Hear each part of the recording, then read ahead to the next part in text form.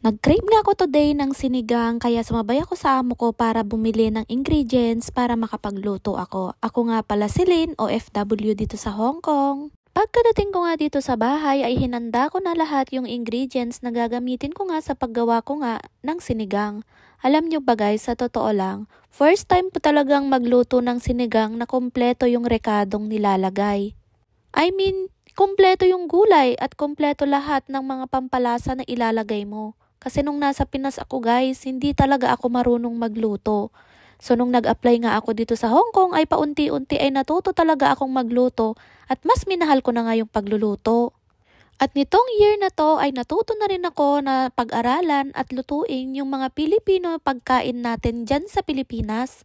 Kasi nga dito sa Hong Kong ay may pera ako para bilhin ito. Tapos, looking forward na talaga na pag-uwi ko nga doon sa bahay namin ay malulutuan ko na yung mga magulang ko.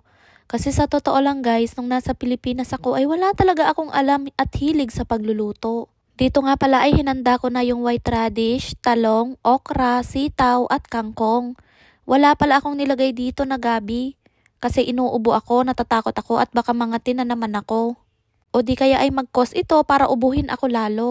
So dito nga pala ay hiniwa-hiwa ko sa maninipis yung radish dahil gusto ko ay mabilis lang itong lutuin at ayoko yung lutong-luto na radish, gusto ko yung meron pa rin akong ngunguyain. Hinugasan ko na nga rin yung okra at saka binabad ko na rin yung kangkong dahil masyado nga akong maselan sa paglilinis ng gulay. Dahil pagdating ko nga dito sa Hong Kong, eto nga yung pinaka-importante na tinuro ng amo ko, yung paghuhugas ng tama sa mga gulay. Kasi masiselan talaga sila dito. Medyo madami nga pala yung lulutuin ko ngayon na sinigang dahil gusto kong ipatry dun sa kapitbahay ko. At syempre pag napanood niya tong video, dito niya malalaman na first time ko talagang magluto ng sinigang.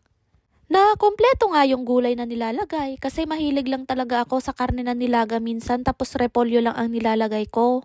Para dun pala sa mga baguhan na pupunta dito sa Hong Kong, alam nyo ba na yung linuluto kong sinigang ay mas komplikado pa to kaysa dun sa mga pagkain ng mga Chinese.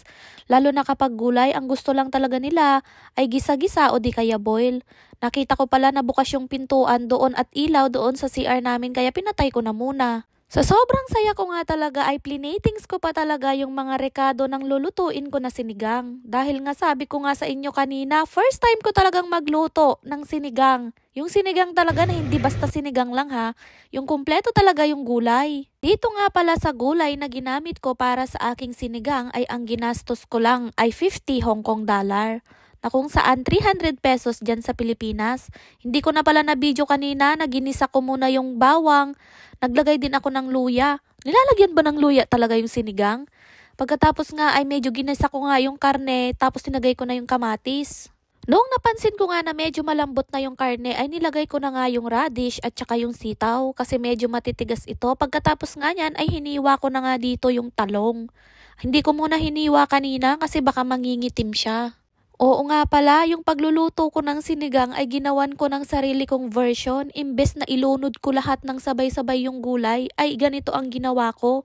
Hiwa-hiwalay ko ngang nilunod yung mga gulay tapos inarrange ko pa rin siya sa plato para pagkakain ako ay tsaka ko ilalagay ito. Nilunod ko na nga rin yung kangkong at eto na nga ready na ang akong first time ever kompletong sinigang. O siya, hanggang dito na lang muna. Follow my page for more.